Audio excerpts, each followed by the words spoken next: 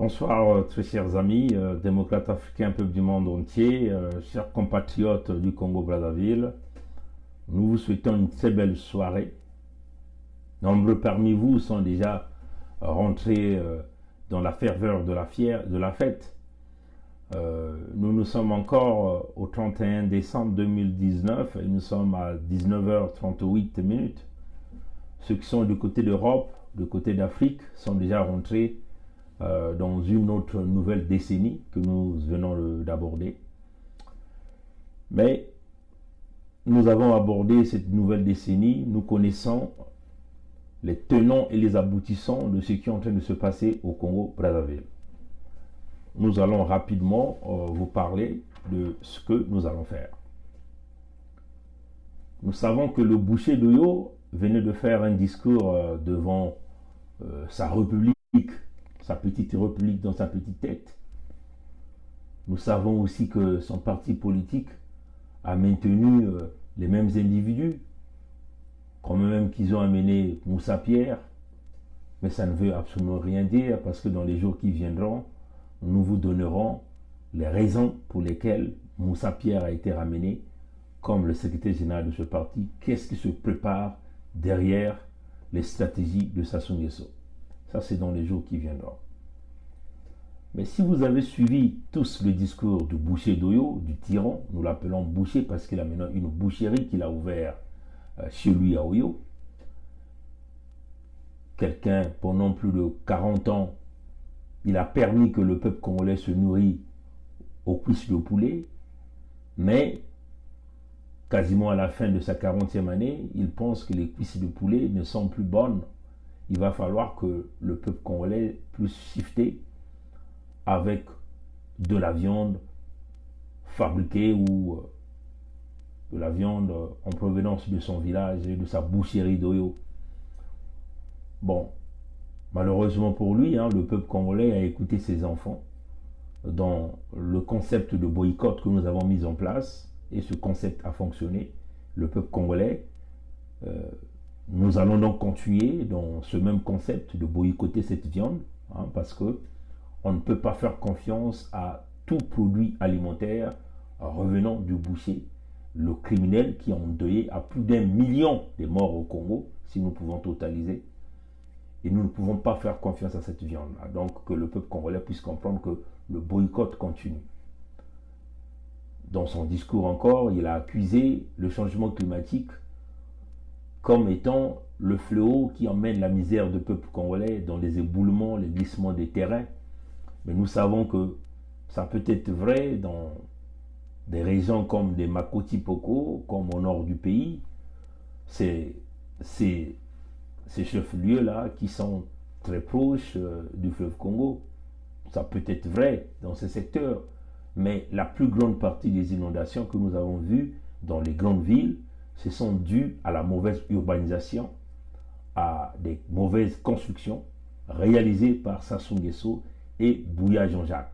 Donc c'est Sassou Nguesso et Bouya Jean-Jacques sont les responsables des phénomènes d'inondation que nous avons vus dans des villes comme Brazzaville, Pointe-Noire, comme Dolisie. C'est leur responsabilité. C'est dû aux mauvaises canalisations, c'est dû aux mauvaises constructions, c'est dû à des égouts qui ne débouchent pas vers les endroits de traitement afin de pouvoir rejeter l'eau traitée vers le bassin versant ici que nous appelons le fleuve Congo, et le fleuve Congo qui pourra donc les déverser au niveau des affluents. Mais il va falloir d'abord que ces eaux usées puissent être traitées. Donc toute cette planification n'a jamais été réalisée par Sassou Denis, ni Bouya Jean-Jacques, ni le régime de Sassou.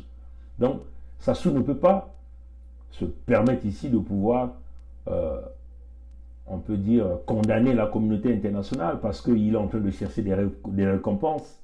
Des récompenses par rapport à quoi? Quand on a eu à faire une mauvaise planification dans les grandes villes du pays, on ne peut pas ici penser que c'est la communauté internationale qui viendra régler les problèmes du Congo.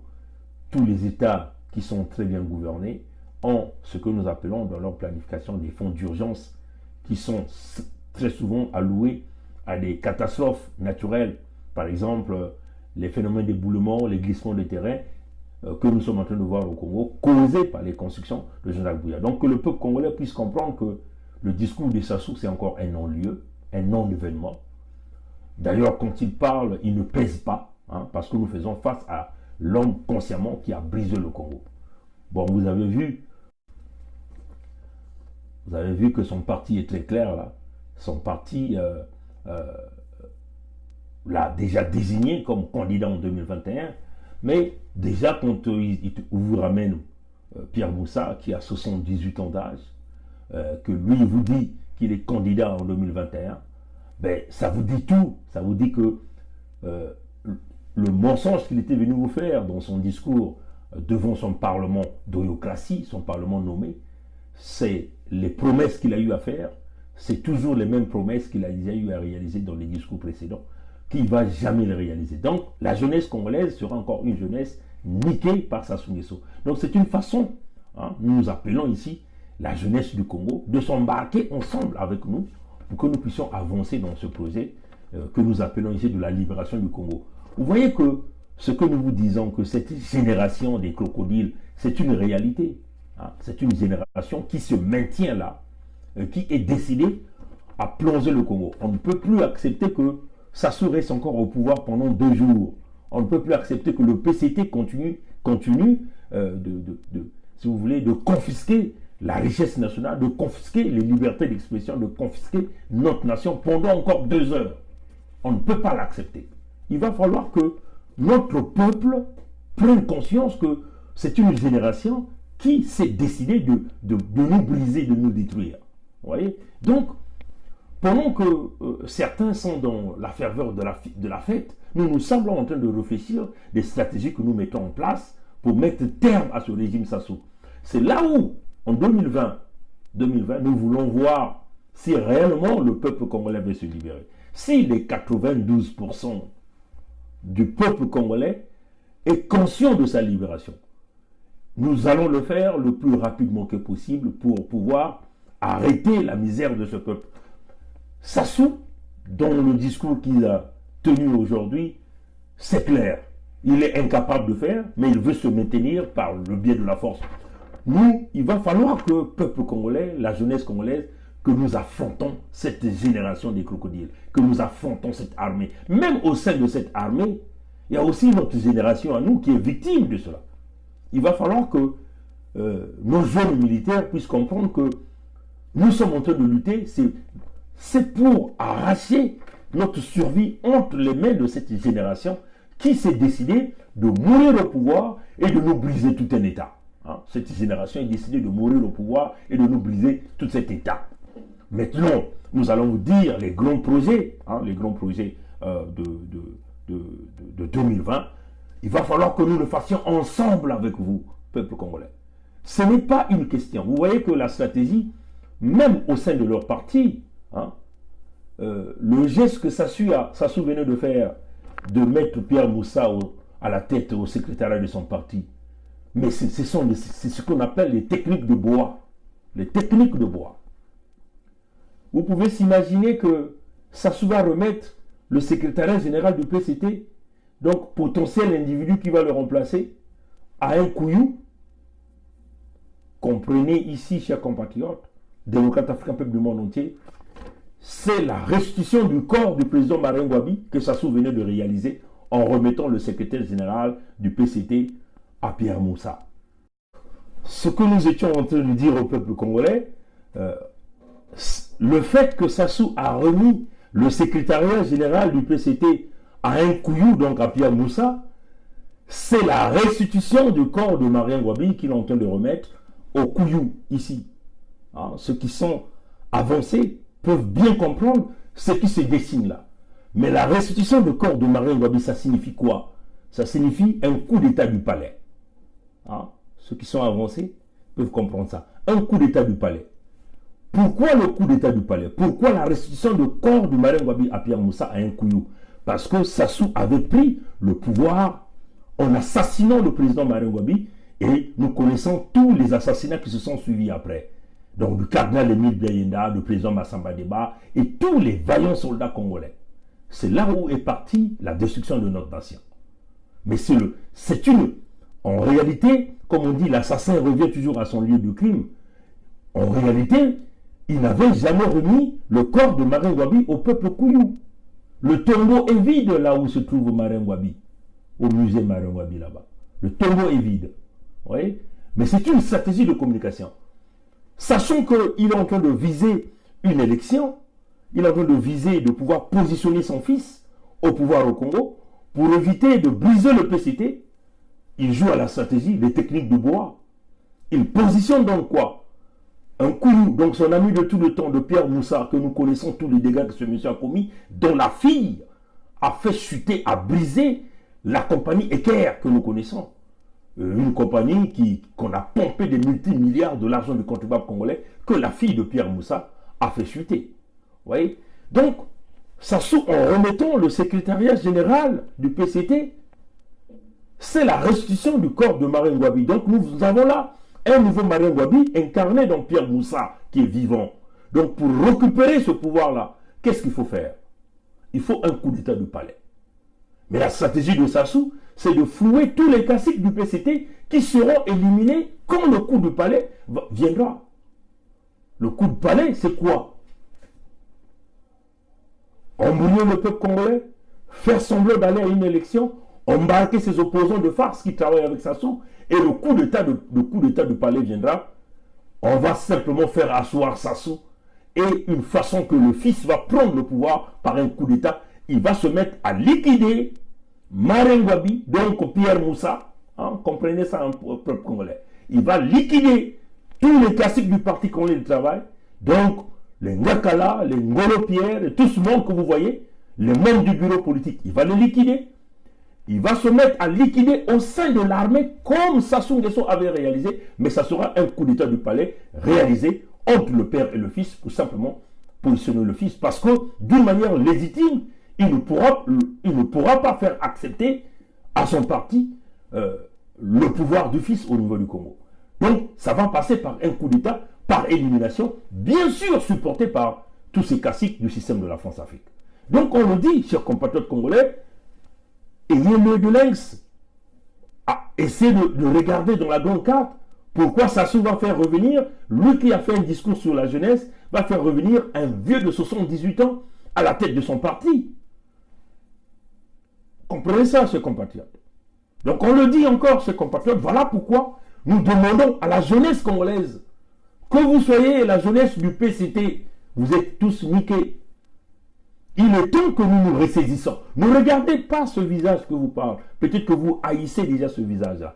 Mais à un certain moment, comme nous sommes déjà à la fin de l'année, certains parmi vous sont rentrés déjà dans la nouvelle année. Donc nous entamons une nouvelle décennie. Il faut que cette décennie soit une décennie de la décision, de la réalisation de notre projet de la libération du Congo. Le Congo est confisqué. Il y a des bandits, des brigands qui ont confisqué la nation. La gouvernance, les finances, les libertés. Le Congo, on a confisqué même les possibilités de soins de santé, les possibilités d'éducation au Congo, tout est hypothéqué. Les richesses de notre nation, tout est hypothéqué. Par cette génération de crocodiles qui s'est décidé de mourir coûte que coûte au pouvoir en hypothéquant toute une nation, en sacrifiant toute une génération ou des générations et des générations dans cet état. Voilà pourquoi cette décennie doit être décisive dès la première année, donc 2020. Toutes les promesses que ce type a déjà fait, il n'a jamais rien réalisé. Voilà pourquoi, tous ensemble, nous devons vite faire pour mettre terme à cette escroquerie de grande envergure que ce régime dictatorial a mis en place avec tous ces vieux crocodiles autour de lui. Voilà pourquoi notre objectif, c'est de travailler dans le sens de récupérer les 14 000 milliards de notre argent que ce régime, tous ces vieux gourous de ce régime ont volé. Dans le système de vol, dans les 14 000 milliards de notre argent qui a été volé, il y a aussi quelques jeunes qui sont là-dedans. Par exemple, ces jeunes qui sont tout autour de son fils, Kiki, Christelle Sassou, le Zaïrois, tous ces jeunes qui travaillent avec lui font partie de cette complicité. Donc tous ensemble, il faut que nous travaillions pour vite récupérer notre argent, les 14 000 milliards, pour relancer la machine économique de notre nation. Tout en sachant que ce n'est pas Sassou qui le fera. Quand il vous ramène un vieux de 78 ans au sein de son parti, tout est clair. Ça veut simplement dire qu'ils sont en train d'emmener la jeunesse congolaise droit vers la tombe. Droit vers la tombe. Oui, chers amis. Donc, nous sommes en train encore de vous tirer les oreilles, la jeunesse congolaise. Il faut dire que les détournements de fonds réalisés par Sassou et son régime, par le fils Sassou, par les gens autour de Sassou, c'est réalisé avec le support de l'opposition de farce qui n'a jamais condamné ces détournements de fonds. Ces opposants de farce que vous voyez au Congo, on va les citer. Nzo Mathias, Mukwege, Ditadi, Konela Parfait, Mabiala Sati, tout ce monde autour que vous connaissez, font partie du complot. Vous voyez que même dans leur discours que vous venez de voir, ils se sont organisés à réaliser les conférences de presse. C'était des conférences de presse synchronisées. Après le discours de Sassou, c'était synchronisé. Et ça a été dicté par Sassou et le système PCT.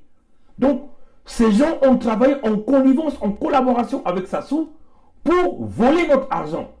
Ils se sont tous partagés les 14 000 milliards de l'argent du Congo. Ça, c'est des choses que la jeunesse congolaise doit mettre dans la tête. Donc, les fonds ont été volés avec la complicité des opposants qui n'ont jamais condamné de cet argent. La preuve en est qu'ils sont venus avec des conférences de presse synchronisées. Personne parmi eux a réellement touché le fond du puits, c'est-à-dire la véritable problématique de la récupération de cet argent, qui devait être, par exemple, être le premier préalable à un quelconque dialogue, si et seulement si le peuple congolais acceptait le dialogue. Vous voyez, chers amis, personne n'en parlait.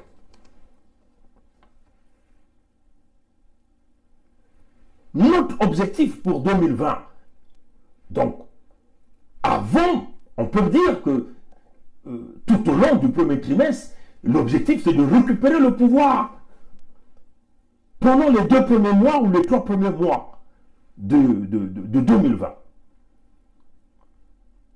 Pour que nous puissions mettre fin à toute cette magouille, les pots de vin que nous sommes en train de voir au Congo, qui solidifient le régime en place, le régime au pouvoir au Congo.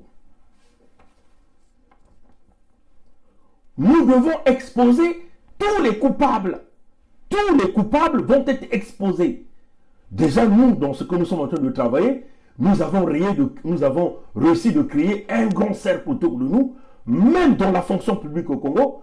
Et le système Bévitré, dans cette année 2020, mettra en place un website dans lequel vous allez récupérer toutes les informations nécessaires en provenance des pillages, des vols, des magouilles réalisés par le régime Sassou. Il faut dire que dans les magouilles, nous devons donc arrêter tous ces fonctionnaires qui sont en train de rançonner les citoyens et les populations du Congo. Nous voulons parler ici des infirmiers, des infirmières, des médecins, des douaniers, des policiers, des gendarmes, ainsi de suite. Il faut que nous mettions terme à ça. Voilà pourquoi nous demandons la vigilance de tout le peuple congolais. Parce que ce système Bévitré, pour que ce website-là fonctionne, il va falloir que les Congolais apportent des informations en temps réel, bien sûr supportées par la documentation, parce que c'est ça qui donnera la crédibilité à ce website-là pour traquer tous les crimes, pour traquer tous les criminels et mettre fin aux magouilles qu'on a imposées à notre nation. Nous allons mettre fin à toutes les commissions que la bande des criminels a mis en place au Congo. Vous savez qu'au Congo, il y a des commissions qui varient entre 10% à 30%. Donc nous allons mettre terme à ça. Que quand il s'agit de pouvoir obtenir ou même de déposer un dossier en ce qui concerne les appels d'offres, dans les travaux au niveau de l'État, le régime et le système dictatorial exigent le paiement des commissions. Donc encore une fraude, une magouille, hein, pour pouvoir donner des travaux aux parents liés la plupart du temps à ce régime dictatorial et criminel. Voilà pourquoi vous allez voir que dans des grands marchés au Congo, par exemple, le marché de la sécurité, livraison des papiers, livraison du matériel de bureau au niveau du Congo, la plupart du temps sont assurés par les gens de la famille Sassou. Et il faut mettre terme à cela. Nous allons mettre en place des stratégies nécessaires pour apporter la transparence dans les appels d'offres au niveau du Congo-Brazzaville. Et ça, c'est avec le concours de tout le peuple congolais. Voilà pourquoi il est nécessaire que des informations crédibles nous parviennent au niveau du système du BVT pour vite le dénoncer.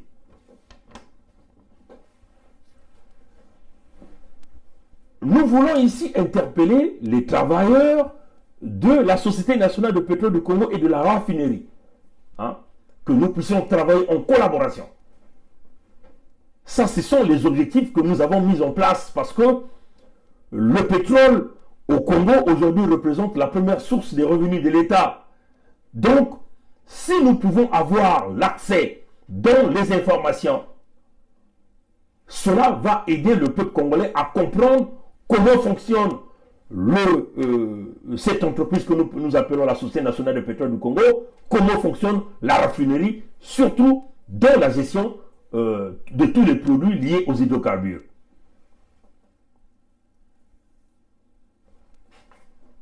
Nous devons aussi travailler avec la Télé Congo.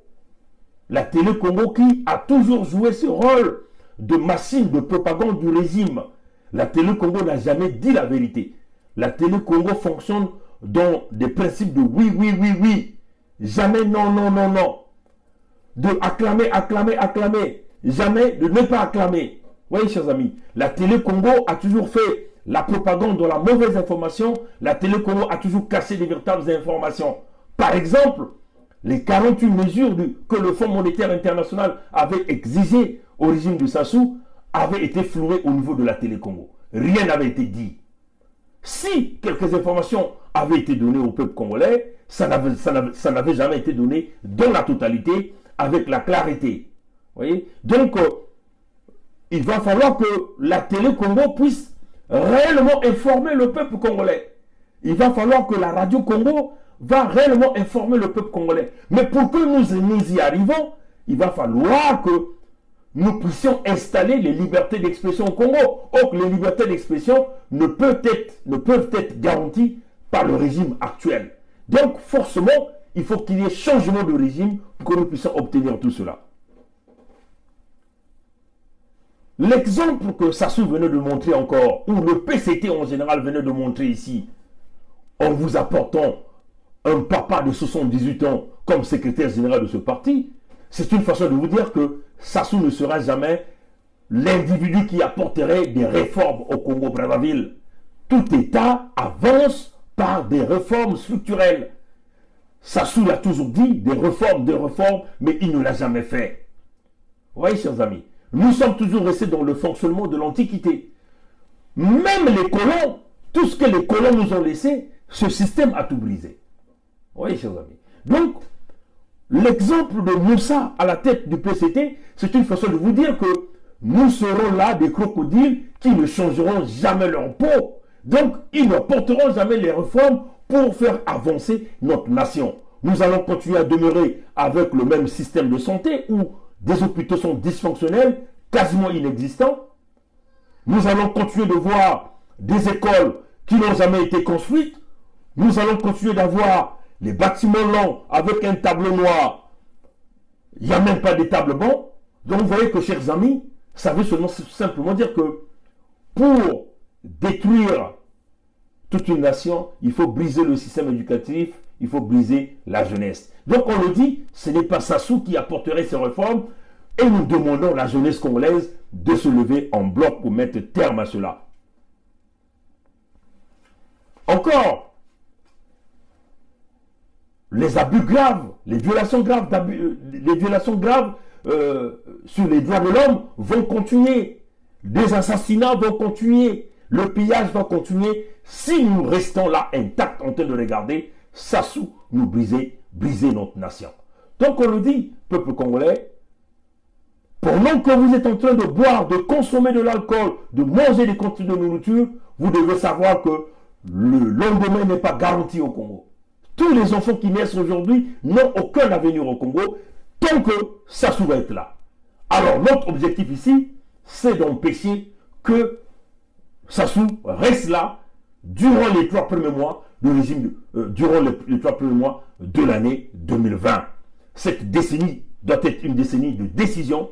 Il va falloir que nous puissions le faire ensemble avec le peuple congolais. Et on demande à notre jeunesse d'être aux aguets, d'être prêts pour que nous puissions mettre terme à cette génération, ce que nous avons l'habitude de dire, la génération de crocodiles.